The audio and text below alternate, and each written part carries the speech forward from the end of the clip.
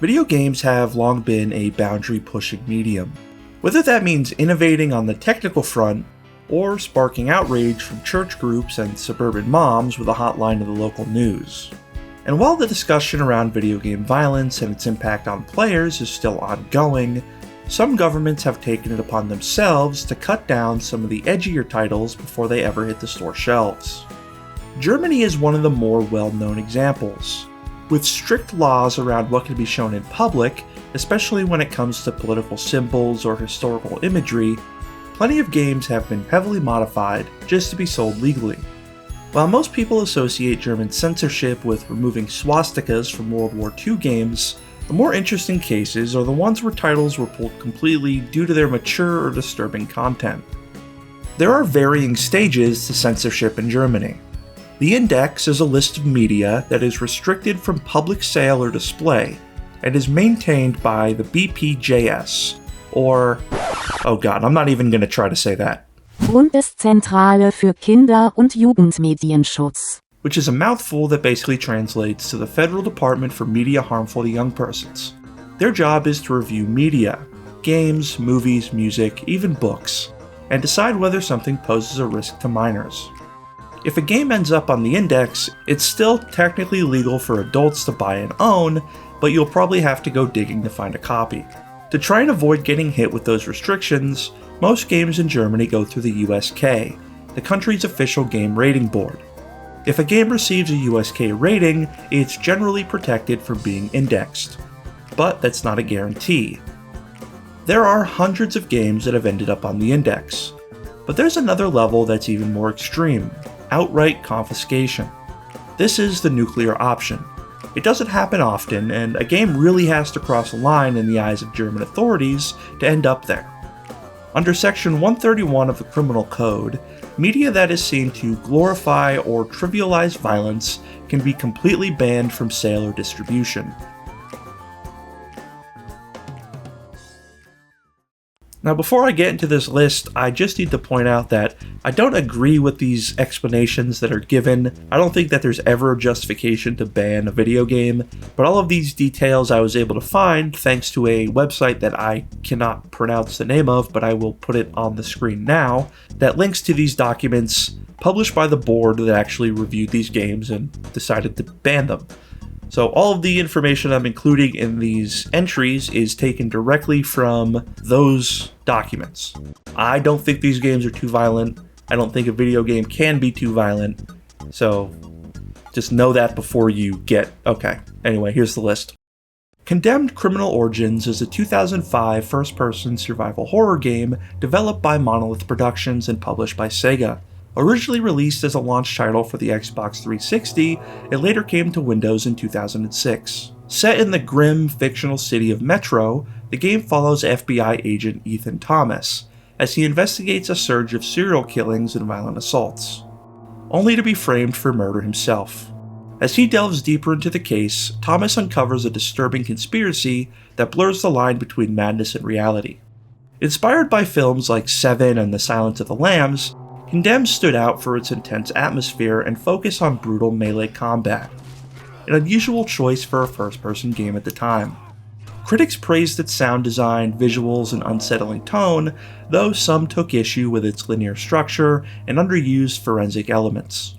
Despite plans for a larger franchise and even a film adaptation, the series only saw one sequel, Condemned 2: Bloodshot, released in 2008.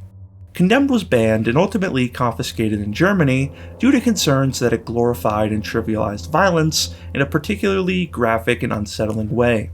Authorities argued that the game portrayed brutal acts, such as finishing moves and checking corpses to ensure death, as senseless and self-serving, reinforcing a cold-blooded attitude detached from moral consequence.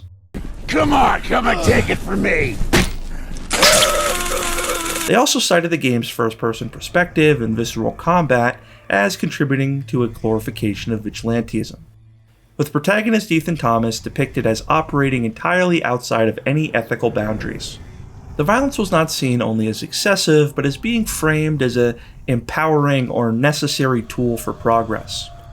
Further trivialized by the use of everyday objects as weapons, actions that authorities feared could be easily replicated by potential imitators.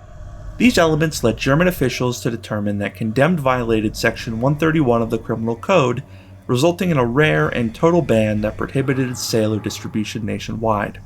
Unfortunately for German audiences, the sequel met the same fate. Scarface: The World Is Yours is a game that asks, what if Tony Montana didn't die at the end of the movie? And then runs wild with that idea.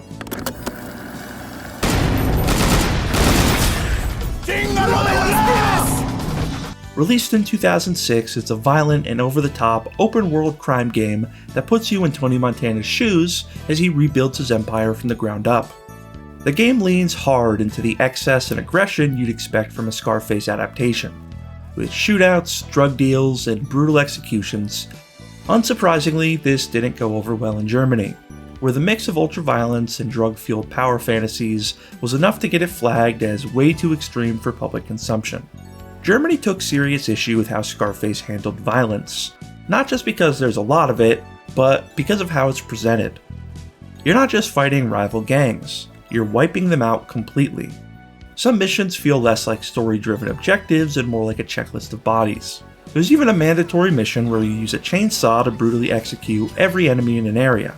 The game doesn't treat this as shocking or disturbing, it treats it as just another Tuesday in Tony Montana's world.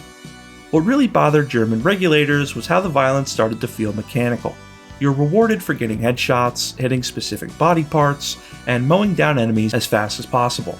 The auto-aim system locks you onto the next target without giving you time to think, which they felt encouraged players to treat the violence like a reflex. No judgment, no hesitation, just click and kill. Opponents stop feeling like people and start feeling more like score multipliers, which they are, because it's a video game. Personally, I prefer the PSP Scarface game anyway. In 2011, the Wii version of The World Is Yours was granted an indexed release and appears to have avoided confiscation. Silent Hill: Homecoming is a 2008 survival horror game developed by Double Helix Games and published by Konami. As the sixth installment in the Silent Hill series, it follows Alex Shepard, a Special Forces soldier who returns home from deployment to discover his hometown, Shepherd's Glen, is in chaos, and his younger brother is missing. As Alex searches for answers, he uncovers disturbing truths about the town's connection to a cult known as the Order, as well as buried secrets from his own past. Gameplay in Homecoming builds on series traditions with exploration, puzzle solving, and item collection, but introduces several notable changes. For the first time in the series, players can choose dialogue responses that influence the story. Combat plays a larger role than in previous entries, reflecting Alex's military training. Players can perform combos, counters, and finishing moves with both melee and ranged weapons. In 2010, Silent Hill: Homecoming was banned in Germany due to its graphic and sustained depictions of violence, which the country's rating board deemed excessive and integral to the game's progression. While the game does feature exploration and puzzle solving, authorities determined that violent combat, often brutal and detailed, was central to the gameplay experience. The official documents reference the infamous scene where Alex is being tortured by Judge Holloway with a drill. The scene concludes with a QuickTime event where failure results in Alex getting a brain slushy. However, succeeding leads to an equally gruesome outcome, with Judge Holloway meeting the same fate. The committee concluded that these extreme depictions of violence, presented as necessary to advance the story, justified banning the game to protect youth from harmful content. Soldier of Fortune: Payback is a 2007 first-person shooter and the third entry in the Soldier of Fortune franchise. Developed by Cauldron HQ rather than series creator Raven Software, the game marked the franchise's debut on the Xbox 360 and PS3. It follows a revenge-driven storyline centered around dismantling a global terrorist organization. What the fuck are you doing? We were supposed to protect him. No, you were. While the game featured detailed character models and graphic gore effects in line with its predecessors, it was criticized for its lackluster gameplay and uninspired design. Soldier of Fortune: Payback was banned in Germany due to its extreme reliance on graphic violence as the core gameplay mechanic. The German ratings board found that nearly every mission, regardless of its stated objective, ultimately required the player to kill human enemies in order to succeed. The gameplay rarely deviated from this formula, with no meaningful puzzle solving or exploration, instead focusing solely on combat. The board determined that this structure encouraged a reflexive, kill-on-sight mentality. In one notable example, the protagonist Mason casually executes a target named Bashar after a brief exchange, reinforcing a tone of callous detachment. Weak American. Were our situation reversed, I would not hesitate to put a bullet in your head. Good point. Throughout the game, Mason is portrayed not as a soldier with moral weight, but as a mercenary driven by money, indifferent to human suffering.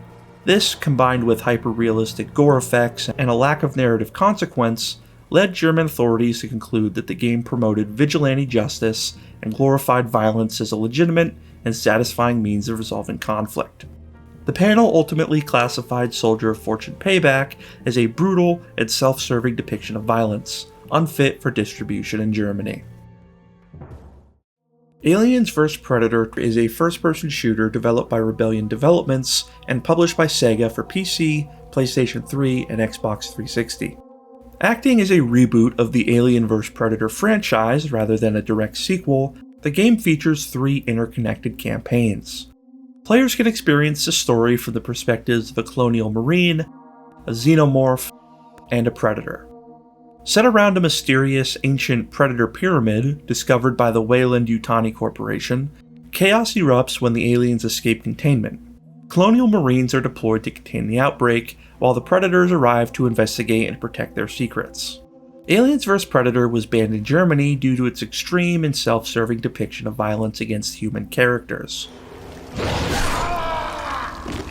According to the review panel, the game presents graphic and brutal scenes, particularly during stealth kills, where enemies are murdered close up with gory detail, such as limbs being torn off or heads severed, all accompanied by screams of pain and fear. The Predator's laser weapon causes explosions of blood and body parts, while playing as the alien allows for similarly graphic executions, including disembowelment and face mauling. These acts are not only visually intense, but are encouraged as tactical advantages to avoid enemy detection, reinforcing the violent behavior as rewarding and beneficial to gameplay. The panel also noted that Aliens vs. Predator lacks non-violent gameplay elements that might offset the intense action. There are no puzzles or narrative decision-making mechanics. Ultimately, the ban was based on the belief that the game fosters a reflexive and desensitized approach to killing, particularly given how players are incentivized to perform gruesome executions in order to succeed. Necrovision is a 2009 first-person shooter set in an alternate history version of World War I. Developed by Polish studio The Farm 51, players step into the role of Simon Buckner, a young American soldier fighting alongside the British Army during the Battle of the Somme. What begins as a conventional war story quickly shifts into supernatural horror, as Simon battles not only German forces, but also zombies, vampires, demons, and other monstrous enemies. Germany banned Necrovision for reasons you're probably familiar with by now. They point to the over-the-top gore, like exploding heads, dismembered bodies, and the violence is exaggerated even further through brutal melee kills like beheadings with shovels or throat slitting with bayonets, complete with screams, gushing blood, and lingering death animations. Grenade launchers are also flagged as especially graphic, capable of wiping out crowds and scattering limbs in all directions. Even the cutscenes are cited for violent content, like a soldier's skull exploding or soldiers dying from poison gas in the opening video. Basically, they argue the game offers little besides graphic violence and death, presented in such a visceral and constant way that it was deemed too extreme for release. My name is not important. What is important is what I'm going to do. If it wasn't enough to have one game banned in Germany, some developers from the Farm 51 went on to form a new studio called Destructive Creations, and their first project pushed the envelope even further. That game was Hatred, essentially what you get when someone plays too much Postal while blasting black metal. Released for PC in 2015, Hatred is an isometric shoot-'em-up where you play as a nameless killer known only as the antagonist. Fueled by a nihilistic hatred for humanity, he embarks on what the game bluntly calls a genocide crusade. mowing down civilians and police across New York City in an escalating rampage of violence. The narrative culminates in a suicide mission to detonate a nuclear reactor, wiping out the entire city in the process. Hatred was banned in Germany due to its extreme focus on brutal violence as the sole objective of gameplay. The game encourages players to kill human targets as ruthlessly as possible, with particular emphasis on graphic execution scenes that highlight the protagonist's, or antagonists' merciless attitude. According to the German review board, the game's presentation, especially instructions like "exterminate the population," reduces individuals to faceless enemies, stripping away any context or justification beyond mass slaughter. Violence isn't just a feature of Hatred, it's the entire point. With no alternative gameplay elements to balance or contextualize it, the panel concluded that this relentless depiction of killing and torture is likely to desensitize young people, diminish empathy, and potentially foster sadistic or voyeuristic tendencies. Ultimately, Hatred was deemed to contradict core educational values, including the importance of human dignity, tolerance, and non-violence, making it highly harmful to young audiences and thus unsuitable for release in Germany. The Punisher is a 2005 third-person action game developed by Volition and published by THQ. Based on the Marvel Comics anti-hero, the game follows Frank Castle as he wages a brutal war on crime after his family is murdered by the Mafia. Hey, you're the Punisher! Thanks, man! For what? For saving my life? Right. Blending elements of the 2004 film and the 2000-2001 comic book series, the game features Thomas Jane reprising his role as the Punisher. Germany banned the Punisher due to its graphic and excessive, you've heard it before, depiction of violence, which a 3-member review panel deemed both gruesome and disturbingly easy to carry out. The game's intense focus on violent acts, particularly its interrogation system, was cited as a major concern. Players are given the option to kill enemies in multiple ways, including normal interrogations that involve choking, punching, or slamming enemies, and special interrogations tied to the environment, such as dangling enemies over piranha tanks, or my personal favorite, the wood chipper.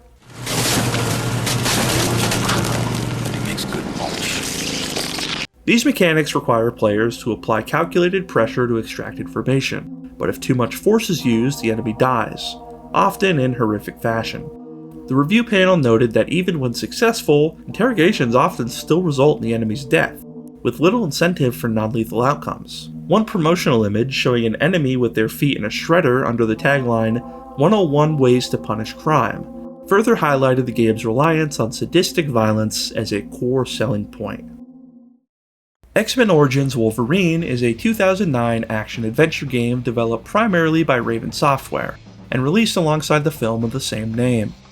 Germany banned X-Men Origins Wolverine due to its extreme and persistent depictions of graphic violence, which the authorities deemed excessive and harmful. The game features highly detailed gore, including severed limbs, slow-motion executions, and dismembered bodies, often accompanied by realistic screams and groans. Some enemies continue to react after losing limbs, running around in visible pain before dying. This violence isn't limited to gameplay. Cutscenes include moments like intestines spilling from a wounded soldier, and Wolverine impaling enemies through the head, or tearing through their abdomens. Over the course of the game, players kill well over 1,000 enemies, most of whom are human or human-like. These factors led to the game's ban, as the sheer intensity and frequency of the violence were seen as glorifying brutality and potentially desensitizing players to real-world harm. So those were the most interesting bans I could find for Germany. It unfortunately seems like their laws are set up in a way that most video games could be banned if there is enough support for it. Now, I know I'm missing a few obvious ones like Postal and Manhunt, but I covered those in my banned games in Australia video, so go check that out if you haven't. Let me know what other countries you'd like me to cover in the comments below. And as always, thanks for watching.